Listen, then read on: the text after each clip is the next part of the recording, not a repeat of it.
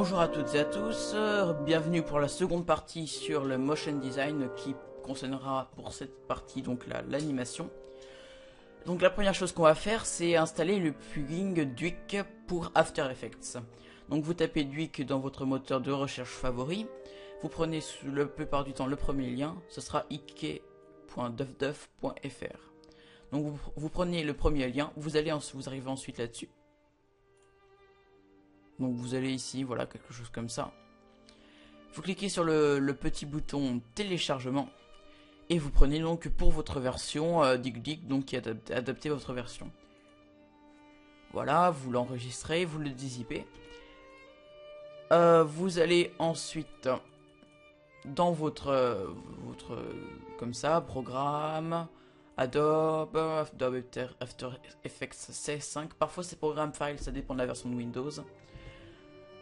Support file, scripts, et puisque en fait Duik est un script qui a besoin donc d'une interface graphique, eh bien il vous suffit d'aller dans script UI panel, vous mettez votre fichier JSX à la racine et vous mettez ensuite le dossier Duik icône pour tout ce qui est donc icône, hein, comme celle-ci.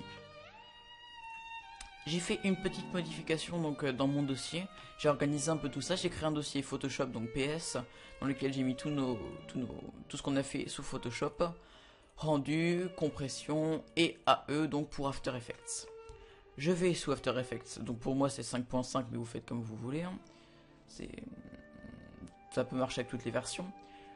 Voilà, donc vous vous retrouvez normalement avec une interface pas tout à fait comme celle-ci mais qui s'y rapproche. Vous allez dans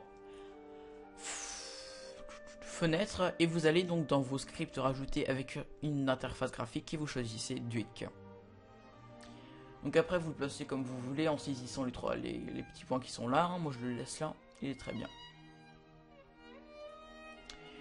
Alors maintenant je vais dans mon dossier donc tuto, je prends le dossier PS et je vais glisser mon master.psd dans Photoshop, dans After Effects.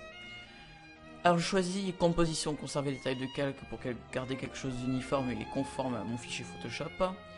Je décoche je décoche le Live Photoshop 3D, on n'en a pas. Ça aurait pas été gênant de le garder mais c'est pas grave. On n'a pas de style de calque donc on les garde comme ça. Donc vu qu'on avait appelé notre fichier Photoshop Master, le nom de la compo générale s'appelle Master, on l'ouvre. Voilà. Donc on va commencer par travailler sur l'animation des nuages. Alors il y a quelque chose de très pratique qui a été ajouté dans les versions, c'est quelque chose qui permet de cacher les calques là-dedans. On va l'utiliser. Bon déjà ce qu'on va faire c'est qu'on va prendre le logo 3ds Max, on va faire CTRL X, on va ouvrir la composition nuage. Voilà, nuage 1. Et on va le coller donc et le mettre sous le nuage master. Tant que j'y suis, je vais renommer aussi la composition nuage 1 copie. Je vais l'appeler nuage 2. Je vais verrouiller tous mes calques sauf ceux de nuage.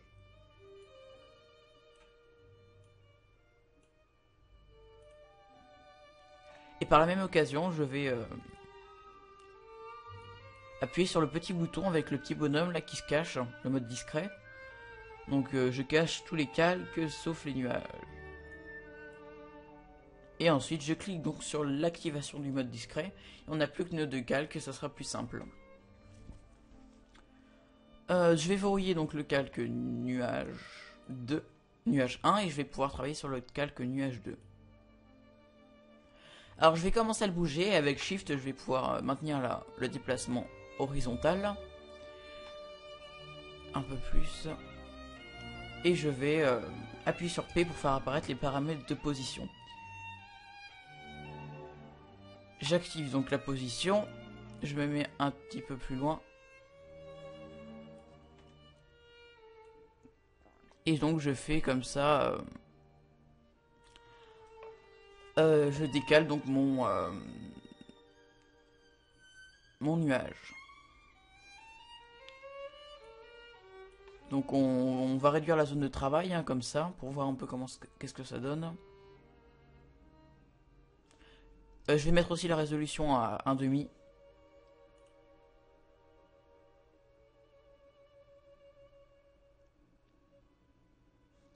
J'ai comme l'impression que ça va être un peu lent, donc...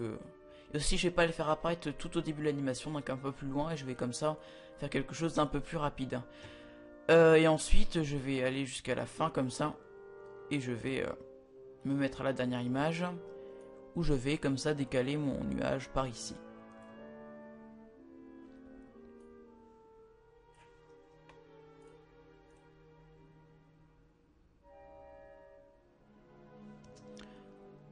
Voilà, donc c'est à peu près ça.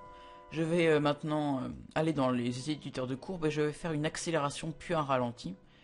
Donc comme ça. Et je vais donc tirer les poignées pour faire... vous voyez, on a donc une courbe de vitesse.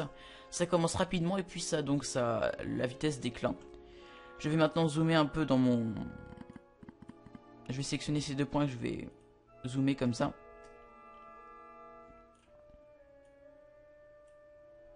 Et je vais aligner donc les deux points. On a comme ça une courbe un peu plus douce. Voilà, je vais pouvoir dézoomer. Et je vais donc voir ce que ça donne.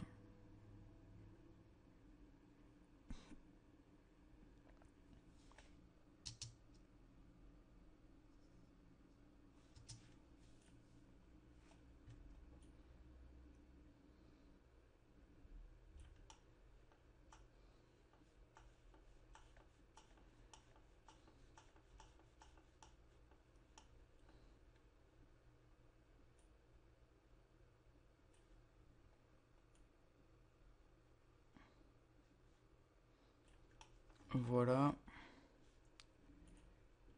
Et ce que je vais faire...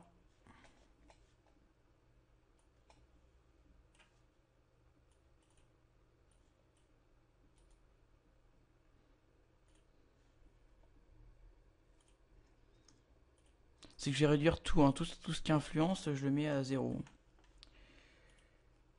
Voilà. Et j'essaie de faire une courbe la plus droite possible.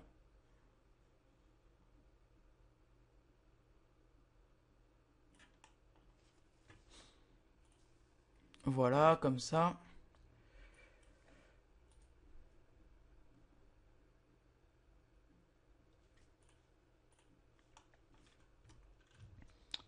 Je dézoome, je sélectionne mon nuage.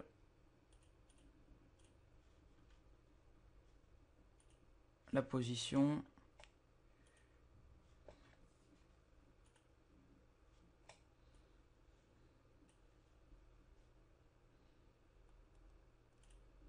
Et je mets quelque chose comme ça de carré pour avoir une vitesse linéaire. Donc je sélectionne mes deux points comme ça de ces images. Et j'ai donc une vitesse linéaire pour pas avoir comme ça une courbe par défaut lissée. Voilà, donc qu'est-ce que je vais faire maintenant? Ben, ça va être tout bête, je vais faire la même chose pour le deuxième nuage. Donc je déverrouille le nuage 1 et je prends le nuage 2. Et je verrouille le nuage 2 et je vais comme ça le déplacer hors de mon calque. Le faire apparaître un chouïa plus loin, donc je mets la position ici par exemple. Je crée une image clé, je vais un peu plus loin. Et je le fais apparaître comme ça ici. Et je vais tout à la fin et là je fais comme pour l'autre. Hein.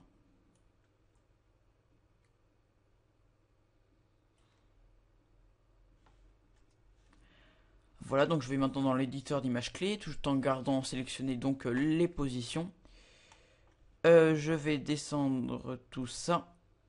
Non, pardon, désolé, je vais plutôt... Hop. Je vais tirer comme ça et je vais le descendre.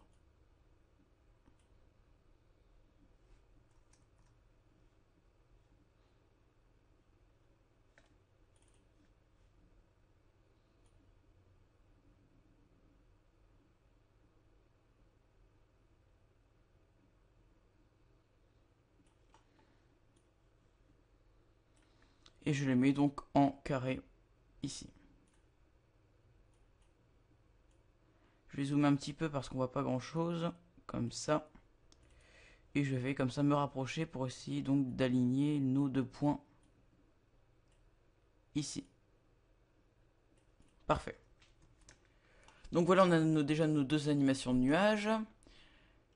On va pouvoir continuer. Donc on va enlever le mode discret, verrouiller nos nuages, les passer donc en discret. Et on va travailler maintenant sur les différents plans d'herbe. Donc pour ça, comment on va faire? On va enlever du mode discret donc les différents plans d'herbe. Donc herbe plan 2, herbe plan 1 et herbe plan 3. Donc on met tout ce qui... On coche maintenant le mode discret. Tout ce qui n'a pas donc été mis en discret sera pas en discret. Bon, voilà. On va commencer donc par, animer le plan 1. En maintenant Shift, on le met donc un peu plus bas. On appuie sur P. On enclenche la position.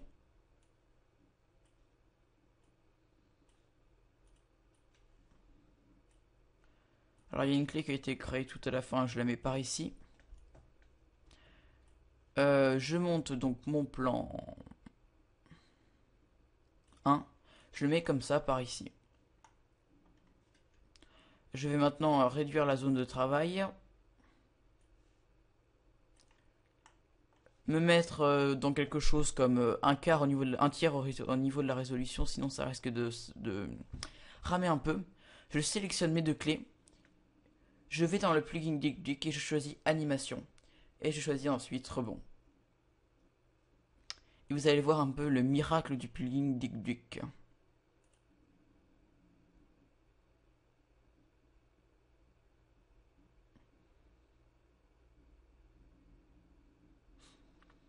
Voilà, alors on va juste un peu descendre. Sinon ça risque de...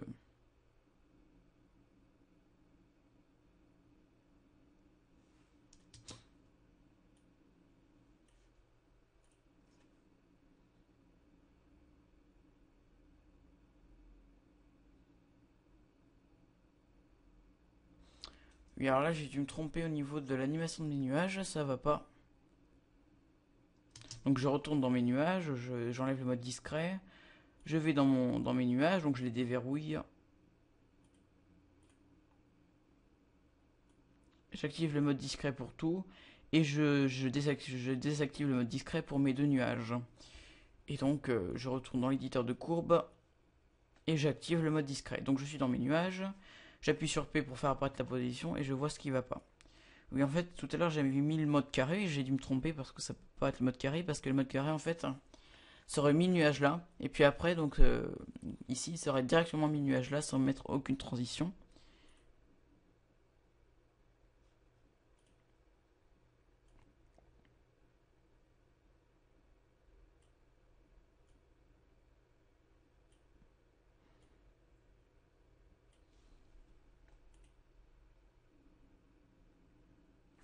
Voilà, donc là, c'est déjà beaucoup mieux.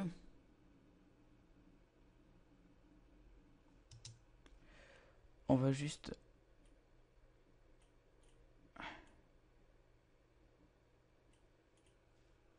Voilà, comme ça.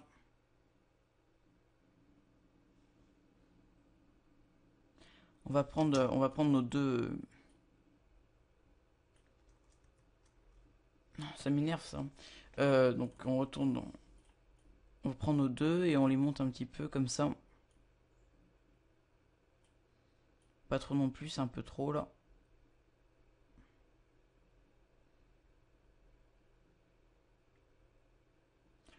Pour qu'on reste dans l'esprit comme ça de la courbe décroissante. Voilà, c'est pas mal, hein.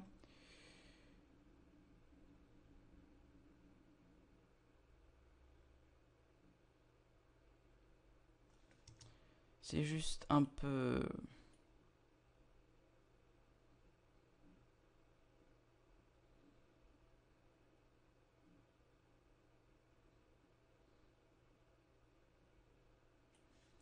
On va voir ce que ça donne comme ça.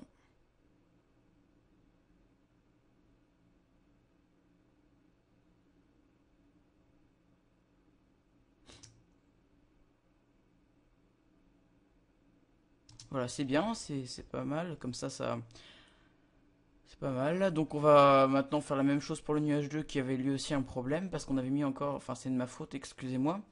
Donc je vais sur le nuage 1, pardon. Je prends donc les clés comme ça, je sélectionne nos deux clés ici. Et j'appuie sur ce petit bouton, donc ça me remet un peu à la base. Je descends mon... comme ça.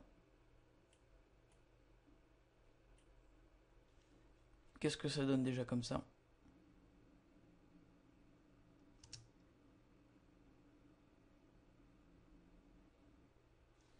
C'est un chouïa rapide.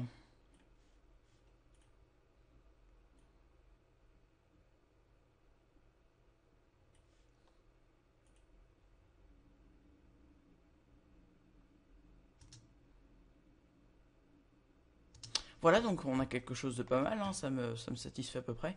Donc je désactive le mode discret pour tout, et je mets donc, on va retravailler donc sur nos plans, comme ça, et on active donc le mode discret. Donc on a déjà fait le plan 1, on passe maintenant au plan 2. Donc j'active la position, hein, je,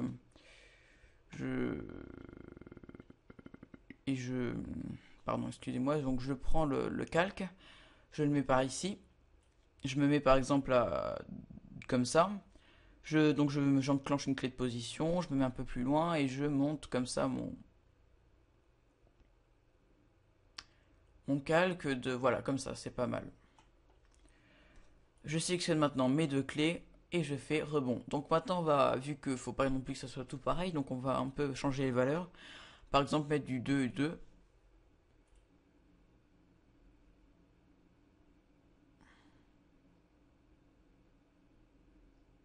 Voilà, donc on a un rebond beaucoup plus lent et ample. Donc là, ça va donner... Donc c'est peut-être un chouïa trop tard, il faut quand même que ça enchaîne pour garder une certaine dynamique dans l'animation.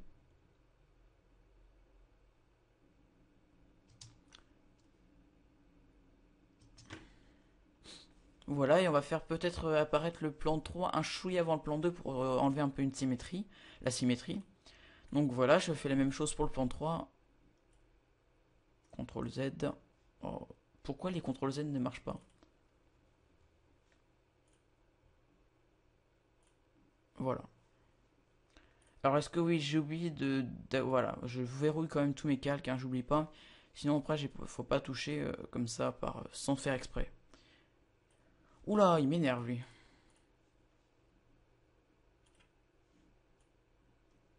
Donc je descends. J'active donc les clés de position avec P. Je me mets un chouïa avant l'apparition du plan 2, comme ça. J'active donc la clé de position. Je me mets un peu plus loin. Et pareil, donc je remonte comme ça.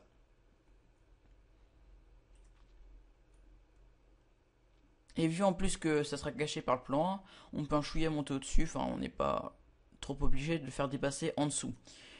Voilà, donc je sélectionne mes deux clés ici. Et je fais rebond. Donc là, je vais par exemple mettre du 10 et du 10.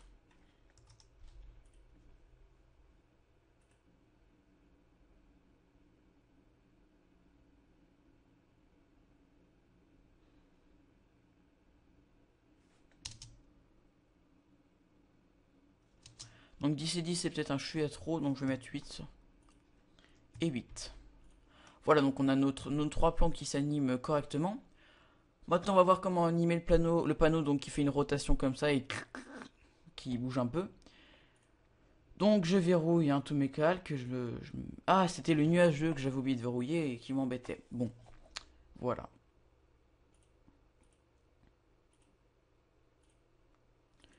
Donc je désactive les modes discrets. Enfin, j'active justement les modes discrets. Je vais maintenant travailler sur le panneau. Donc j'active le mode discret pour le reste et je déverrouille mon panneau. Donc ce qu'on veut que notre panneau fasse, c'est une rotation à partir de ce point-là. Donc, sauf que si on se rend compte que le point de rotation, il est là, donc si on tourne, ça va tourner comme ça autour de ce point de rotation. Donc on va aller dans transformer, on va bouger donc le point d'ancrage. Donc le point d'ancrage c'est ici. Et donc notre but, ça va être que le point d'ancrage se retrouve à la base de notre panneau. Avec Shift, vous pouvez comme ça augmenter la vitesse du déplacement. Voilà. Donc après, vous prenez votre panneau, vous le replacez. Vous allez ensuite, donc avec R dans les options de rotation. Vous vous mettez par exemple ici, hein, c'est pas mal. Vous activez donc une clé de rotation et vous faites quelque chose comme ça. Vous vous mettez un peu plus loin et vous vous mettez normalement. Et donc Duke Duke ne s'arrête pas donc à la position pour ces magnifiques effets. On peut aussi donc se mettre en rotation.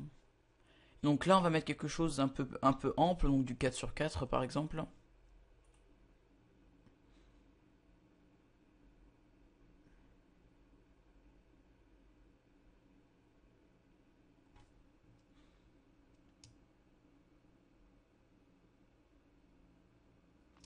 Voilà, donc il y a quelque chose qui est assez discret dans la vidéo d'origine, mais qu'on voit quand même. C'est le petit logo 3ds Max qui apparaît donc de derrière le nuage. Donc cette fois-ci, on va pas animer dans la composition, on va animer dans le master, on va animer dans la chose elle-même. Donc je vais enlever le mode discret, je vais verrouiller et je vais déverrouiller donc mon nuage 2. C'est ça. Donc je vais dans mon nuage 2 et je vais animer mon logo de 3ds Max. Donc je le mets un peu plus bas. Voilà. Et je vais... excusez-moi, donc je vais le monter. Donc je vais faire P. Je vais mettre par exemple à 3 secondes et demie. Je vais activer la clé de position et je vais donc le monter comme ça au-dessus du nuage. Plutôt, ça marche mieux quand c'est droit. Voilà, comme ça. Je vais maintenant donc prendre les nœuds de clé et je vais donc faire un petit rebond, un tout bête. Voilà, donc je vais pouvoir un peu voir ce que ça donne. J'aime bien quand c'est un peu plus ample quand même. Donc je vais faire du 4 et 4. Hop. Et ce que je vais faire maintenant, c'est que je vais donc cacher ça. Donc je vais le faire... Oui, je sais peut-être une idée de comment je vais faire. Je vais prendre... Oui, je vais prendre donc un masque, je pense. Voilà, alors normalement...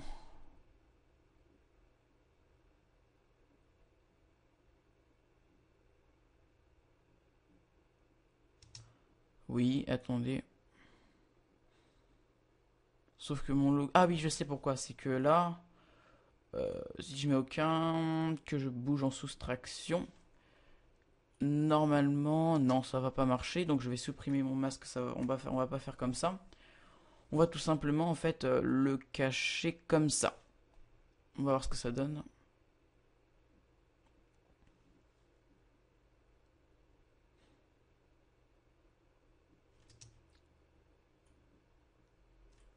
On va un chouïa, donc on va prendre les clés de position. On va le décaler donc vers la... Oui, j'oubliais, pardon. Oh, ça m'énerve parce que maintenant quand je fais CTRL Z, excusez-moi, ça ferme la composition active. Donc je vais me mettre là.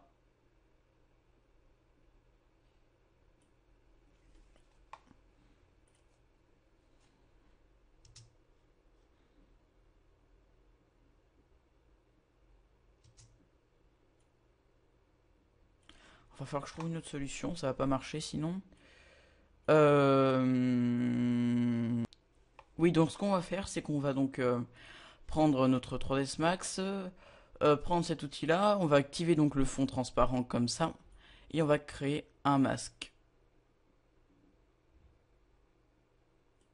On va inverser le masque pour ne plus le voir, et on va activer donc le tracé de masque. Hop.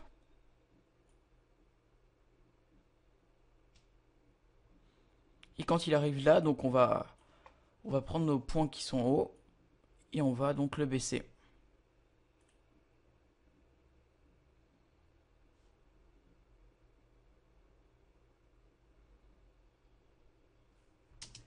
Alors, ce qui va pas, le masque est peut-être un chouïa trop, donc on n'hésite pas à le monter, hein, au pire. On va verrouiller ça, ça.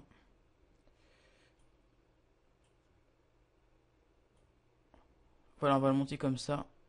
Au moins on verra plus rien.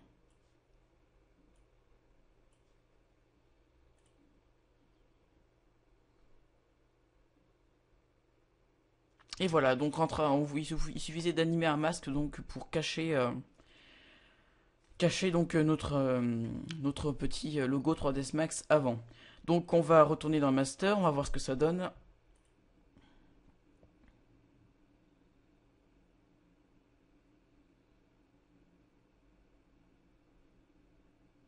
Voilà, donc il arrive maintenant.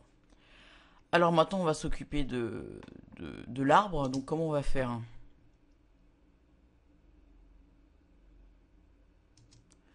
Donc on va aller dans notre arbre et pareil en fait un peu que le panneau. Donc on va donc désactiver le mode discret pour l'arbre. Comme ça, on va activer le mode discret de manière générale. Et on va maintenant changer donc le point d'ancrage pour qu'il soit donc à la base de l'arbre. Donc on prend ces valeurs là, hop, comme ça. On déplace ensuite notre arbre ici. Et on va se mettre par exemple là. Voilà. On va jouer sur la rotation, donc pour faire quelque chose comme ça. On va un tout petit peu plus loin.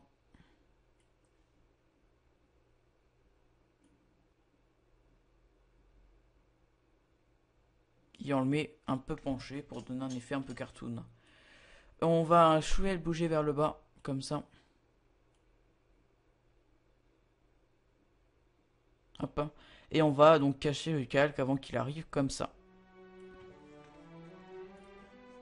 Ah, j'ai oublié pardon, d'activer le plugin Duff. Donc on fait rebond. Rebond. Et on met là du 2 sur 2. Hop.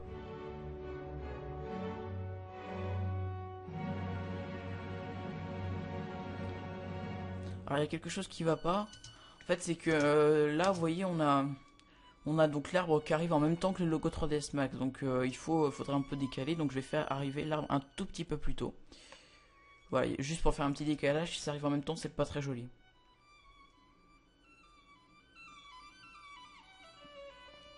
Voilà, et là il y a le logo 3ds Max qui arrive.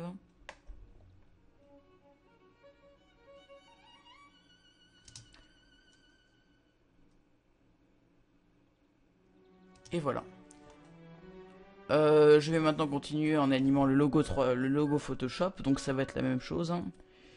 Je désactive donc le mode discret, j'enlève le mode discret pour Photoshop ici. Je verrouille mon ancien calque arbre et je déverrouille Photoshop. Je le baisse comme ça. Je vais faire arriver environ 5 secondes. Je fais P, j'active donc les clés de position, je me mets plus loin, je le monte. Avec Shift, je maintiens le monté vertical. Je fais pas CTRL Z, sinon ça va me fermer ma composition. Je sélectionne, je fais rebond. Et je fais quelque chose comme 6. Je réduis ma zone de travail et on va pouvoir regarder ça.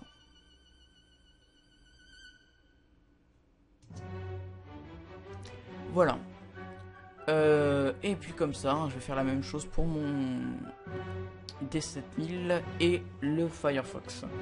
Donc voilà, je verrouille, je mets le mode discret, je prends mon Firefox, je le déverrouille, j'active le mode discret, je fais P, voilà. Édition, annuler effacement de calque, je fais P position, je le mets en bas. Je vais le faire apparaître par exemple à 6 secondes, un tout petit peu après 6 secondes. J'active donc les calques, je réduis donc le moment où il va apparaître. Je me mets ici et je le monte pour qu'il apparaisse. Je sélectionne mes magnifiques deux clés et je fais donc rebond. Je mets quelque chose comme 3. Et voilà. Je vais maintenant faire la même chose pour mon D7000. Donc je verrouille, je désactive le mode discret, je désactive le mode discret de manière générale, je déverrouille mon...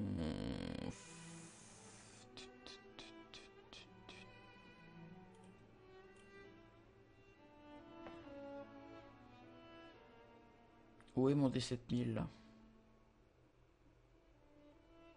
Nikon, il est là. Je le déverrouille, je désactive le mode discret, j'active le mode discret de manière générale.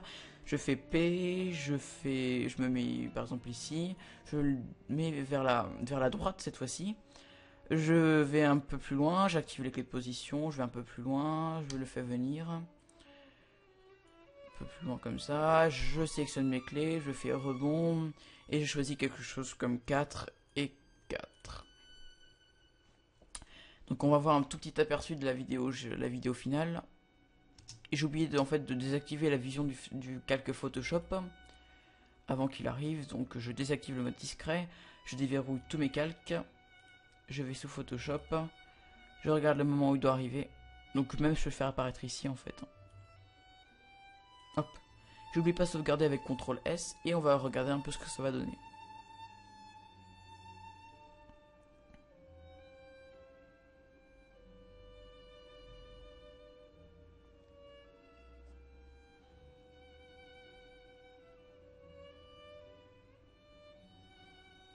Voilà.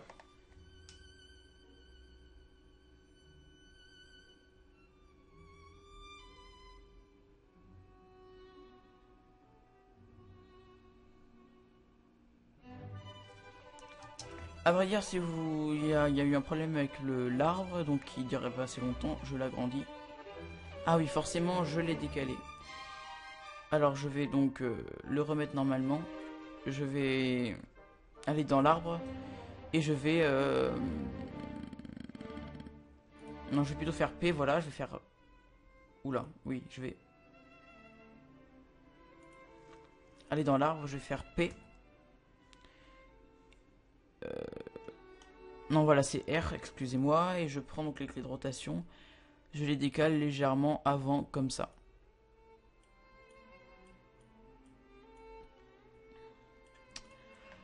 Voilà, donc j'avais pas prévu de faire ça. Il nous reste combien de temps? On a 33 minutes, donc je vais juste rajouter un petit truc. Donc je vais faire un peu bouger les pommes au fur et à mesure.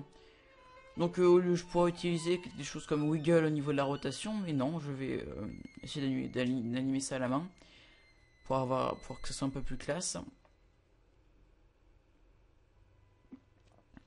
Donc je vais aller dans arbre. Je vais prendre la pomme 2. Je vais aller dans la rotation. Il faudrait juste que je prenne à quel moment il apparaît.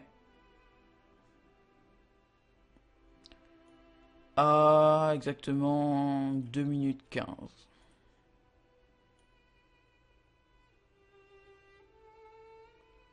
Voilà, donc je vais pouvoir commencer à animer ma pomme. Hein, donc je vais...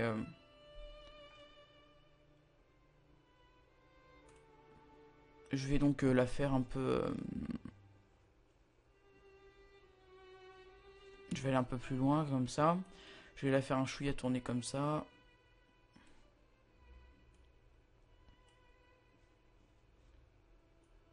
Comme ça.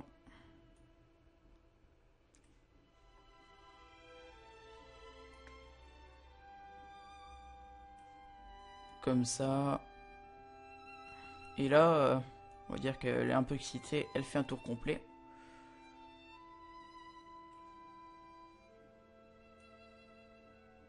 Ici, donc, elle va revenir comme ça.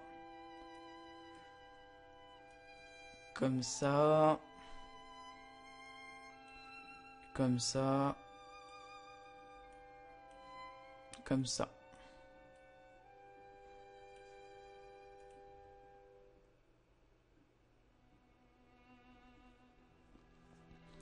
Donc voilà, ça donne un effet assez cartoon en fait, parce que bon, c'est pas censé forcément être très réaliste, hein, c'est normal.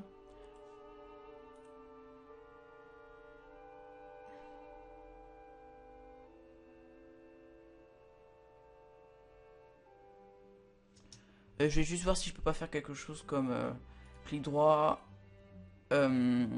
lissage de vitesse. On va voir ce que ça va donner.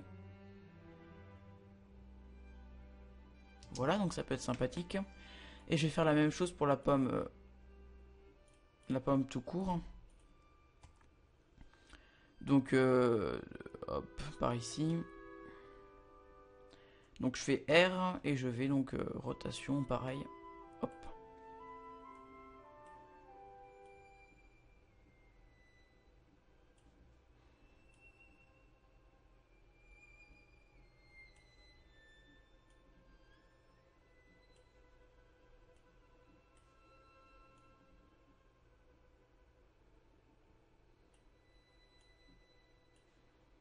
Hop, et je continue comme ça, gaiement, à faire tourner ma pomme dans tous les sens.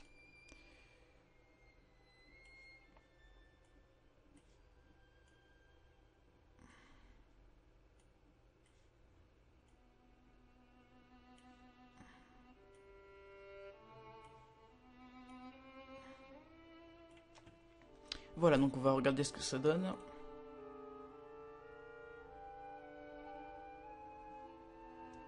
Voilà.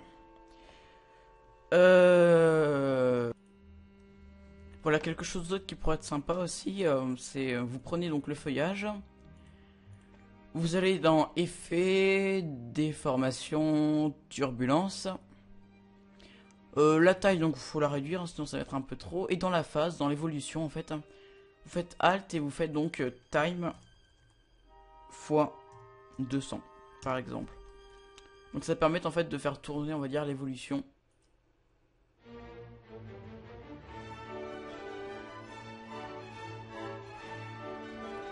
Voilà, là on a comme ça une sorte d'arbre qui bouge, ça peut être sympa. Donc on va regarder ce que ça va donner donc de manière générale comme ça.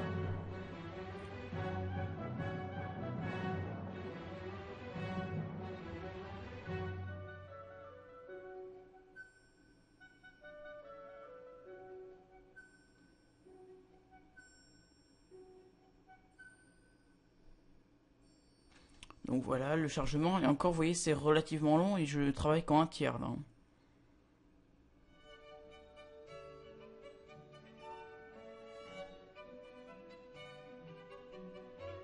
Voilà, donc c'est à peu près terminé, il reste plus que seule chose à faire. En fait, il faut activer le motion blur surtout. Sauf que pour les compositions, en fait, il faut aller dans la composition elle-même et activer le motion blur, donc arbre pareil.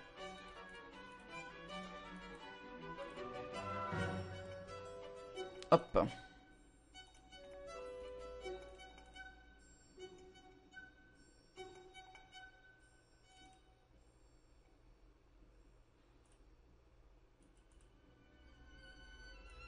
Et motion blur.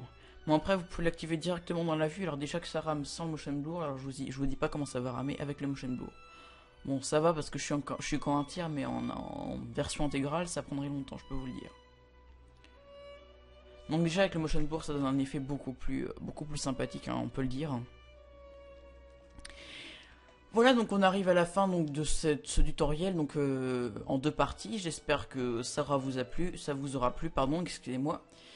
Que vous continuerez à regarder mes tutos et que ça vous donnera envie de continuer donc dans tout ce qui est graphisme et proposez vous-même vos propres tutos. Voilà, donc voilà le résultat final en un tiers.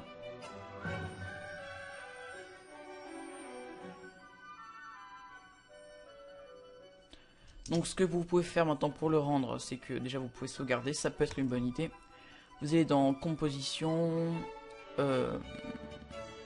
pardon, vous sélectionnez votre master et vous faites donc le fait c'est que je sors d'une version anglaise, donc ah oui, donc c'est compiler le film. Vous allez donc dans votre petit rendu, vous choisissez donc vos différents modules de sortie. Donc je vais pour l'instant faire un rendu en QuickTime. Sortie vidéo, donc on n'a pas de sortie audio. Vous faites OK. Ensuite vous choisissez votre endroit de rendu. Donc je vais aller sur le bureau, tuto, compression, et je vais appeler ça master.mov. Et donc après vous faites un petit rendu. Donc je laisse quand même le rendu se faire hein, et je vous retrouve à la fin quand c'est terminé. Donc à tout de suite. Voilà, donc le rendu est terminé. Je vais aller dans mon dossier donc tuto, voilà, donc dans il rame un peu. En compression et j'ai mon master.mov.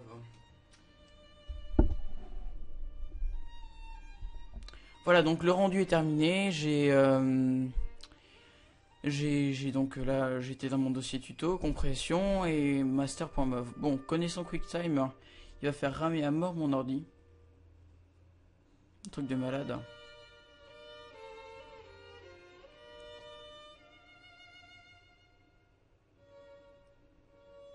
C'est même pas sûr qu'il va s'ouvrir, tiens. Bon, ben voilà, en fait... ah, ben c'est bon. Ah.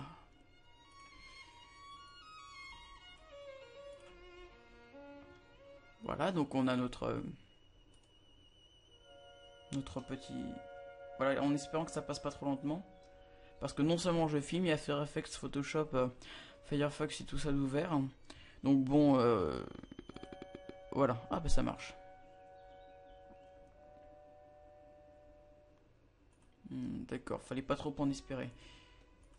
Donc voilà, vous aurez bon, en gros vu que j'espère que vous avez fait ça chez vous, et ben vous aurez un aperçu de ce que ça donne. Parce que là ça rame beaucoup, donc je peux même pas vous le montrer. Je réessaye. Hein. L'espoir fait vivre.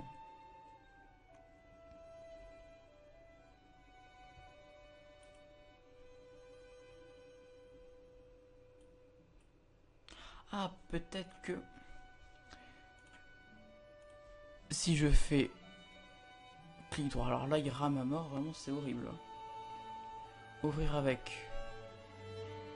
VLC Media Player, peut-être que lui va bien vouloir me le lire à bonne vitesse. Je vais fermer Photoshop. Je dois plus avoir beaucoup de RAM là qui est alloué.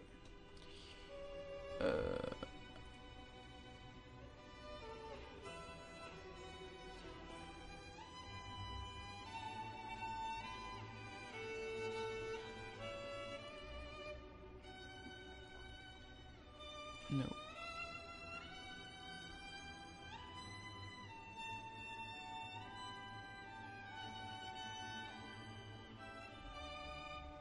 Alors là, je sais pas si vous avez des vidéos très correctes parce que ça doit être un peu saccadé. Ah, voilà. Donc au pire, ce que je vais faire de toute façon, c'est que je vais vous mettre la vidéo en fin de vidéo elle-même, donc ça sera plus simple. Bon, j'espère encore une fois que ce tuto vous a plu, que vous l'aurez fait chez vous et que ça vous encouragera donc à continuer dans le graphisme. Donc à bientôt donc pour un prochain podcast avec Ungarobo. Et j'espère que vous allez pouvoir voir la vidéo. Au revoir. À bientôt.